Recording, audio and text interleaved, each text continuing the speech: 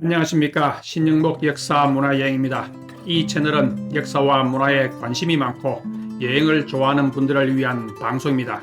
오늘은 부처님 오신 날을 맞이하여 경북 문경에 있는 봉암사를 소개하려고 합니다. 봉암사는 불교 신자들에게 성철 스님을 주축으로 불교 정화를 위한 봉암사 결사로 잘 알려져 있고, 또한 신라 말기 봉암사를 창건한 지정대사의 공덕 비문을 최치원이 지은 것으로도 유명합니다. 봉암사는 스님들이 수행에 전념할 수 있도록 외부인들의 출입을 막고 1년 중 단 하루 부처님 오신 날에만 외부인들에게 개방하는 금단의 구역입니다. 그러니 다른 곳처럼 아무 때나 올 수 있는 곳이 아닙니다. 봉암사는 깊은 산속에 소나무숲과 바위산으로 둘러싸여 있는 명승지이며 천혜의 청정지역이기도 합니다. 오늘은 봉암사의 주요한 곳을 저희 눈길과 발길이 닿는 순서대로 영상으로 보여드리도록 하겠습니다.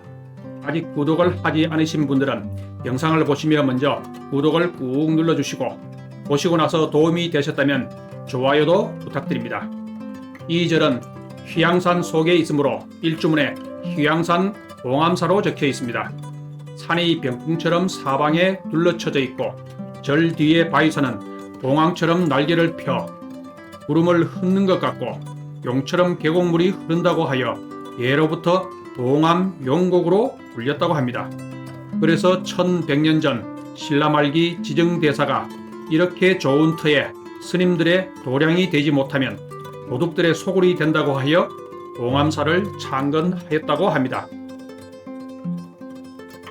사바세계와 극락세계를 연결하는 다리를 건너면 절의 경내로 들어가게 됩니다. 보통은 사천왕이 칼을 들고 눈을 부라리며 마귀를 쫓아내는 천왕문이 있는데, 여기는 남쪽의 향기라는 나문루가 있습니다. 아마도 이 절터가 좋아서 마귀들이 얼씬하지 못하는가 봅니다. 봉암사의 특징은 초파일 연등이 흰색이 대부분으로 다른 곳의 오색 찬란한 연등과는 확실히 다릅니다. 오전에는 이곳이 사람들로 인산인해를 이루었지만 오후 늦게라서 많이 한산하여 편안하게 절을 둘러볼 수 있습니다. 여기에 구경을 오시면 오후에 오실 것을 추천드립니다. 대웅전 앞에 사자의 모습이 무서워 보이는 것이 아니라 웃고 있는 것처럼 보이네요. 그렇죠? 지금 보이는 것은 지정대사 공덕을 기리는 탑비와 사리를 안치한 부도탑입니다. 이 비는 봉암사를 창건한 지정대사의 공덕을 기려 신라 말기 대문호 최치원이 문장을 짓고 경주 분황사의 83세 해강스님이 글씨를 써서 새긴 비라고 합니다. 돌의 높이는 2.7m, 넓이는 1.8m로 이 무거운 돌을 경주에서 가져왔다고 하니 보통 불심이 아니면 불가능한 일이겠죠. 이 탑비는 최치원이 지어 현재까지 남아있는 지리산 쌍계사, 충남 보령 만수산 성주사, 경주 초월산 대숭복사의 비문과 함께 사산 비명으로 유명한 국보입니다. 자세히 보면 돌이 많이 파손되고 뒤에는 철제 받침대를 설치하여 1100년이라는 세월의 무게를 느끼게 합니다. 바로 옆에는 지정대사의 사리를 안치한 부도탑이 있습니다. 그가 열반하고 신라 말기에 세워진 팔각형의 부도탑은 다른 부도탑과 규모가 크고 각 면에는 많은 조각이 되어 있습니다. 사각형의 지대석 위에 여러 장의 판석을 얹고 각 면마다 매우 섬세하고 수려하게 조각이 되어 있습니다. 허리를 숙여 자세히 들여다보면 모든 조각이 황홀할 만큼 아름답습니다. 아마도 경주에서 실력이 뛰어난 석공이 여기에 와서 조각한 것으로 보입니다. 병문왕이 그를 경주 왕궁으로 추대하자 진흙 속에 편히 있는 나를 화려한 강물에 띄우지 말라고 거부하였다는데, 그가 열반하자 그의 사리를 화려한 부도탑 속에 암치한 것으로 보입니다.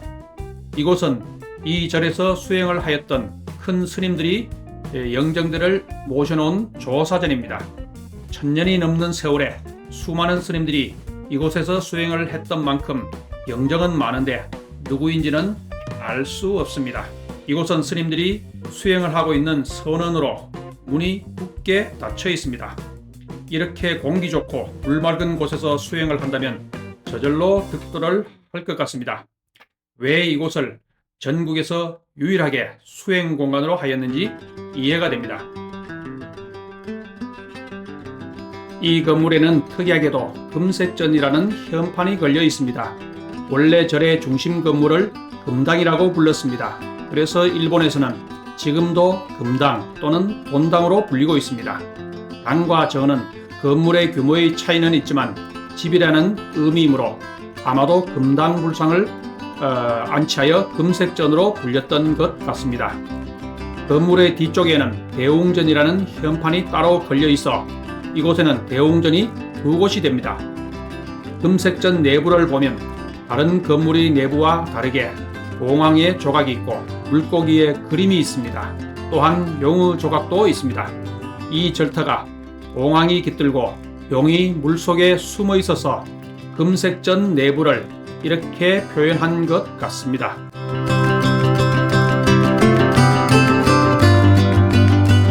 금색전 앞에 3층 석탑은 얼핏 보면 다른 절에서도 흔히 볼 수 있는 평범한 석탑으로 보이지만 특별한 가치를 가지고 있는 석탑입니다. 특히 머리 장식 부분은 이 절을 창건할 때 탑을 만들었던 당시의 원형이 그대로 완전하게 남아있는 우리나라에서 가장 오래된 귀중한 문화재라고 합니다. 내용을 알고 3층 석탑을 바라보니 1100년의 풍상의 세월을 견뎌낸 석탑이 뭔가 대단해 보인다는 생각이 듭니다. 절의 경내를 벗어나서 뒤쪽으로 계곡을 따라 10분 정도 올라가면 계곡의 바위 위에 새긴 높이 4.5m, 넓이 4.4m의 거대한 마의 미륵 야을의 자상이 있습니다. 이 마의 불이 신라시대나 고려시대에 새겨진 것으로 생각하였지만 안내문을 보니 조선시대 현종 때 1660년 무렵에 승려가 새긴 것이라고 적혀 있습니다. 마의불 앞의 바위 한 곳에는 돌로 두드리면 목탁 소리가 난다고 하여 많은 사람들이 두드린 흔적이 있습니다. 저도 두드려 보니 실제로 목탁 소리가 나는 것이 신기하였습니다. 평소에는 여기를 방문하는 사람들이 전혀 없는데 오늘만큼은 마의불이 사람들을 실컷 구경하고 예물을 듬뿍 받았으니 기분이 좋았겠지만 돌을 두드린 사람들이 너무 많아서 귀가 시끄러웠을 것입니다. 저는 봉암사에 방문할 때마다 이곳에서 가장 많은 시간을 보냅니다. 넓은 바위에 앉아 물소리를 들으며 경치를 바라보면 저절로 힐링이 됩니다. 또 시원한 물속에 발을 담그고 경치를 보는 것도 일품입니다. 불교 신자가 아닌 일반인들에게는 여기가 가장 좋은 휴식처라고 생각됩니다. 절의 구경을 끝내고 내려가는데 저녁 공양을 하고 있어서 예정에 없던 비빔밥을 얻어먹었습니다. 저녁까지 주는 것은 처음 알았습니다. 오늘은 부처님이 오신 날 2568년째 되는 날을 맞이하여 1년에 한 번만 개방한다는 봉암사를 들러보았습니다. 봉암사에 와보지 못한 분과 앞으로 와보실 분들에게 조금이나마 봉암사에 대하여 이해하는 데 도움이 되었기를 바랍니다. 오늘 이 영상이 재미있고 유익했다면 좋아요와 구독을 꼭 좀 눌러주이소. 다음 영상에서도 더 유익하고 재미있는 내용으로 찾아뵙겠습니다. 감사합니다.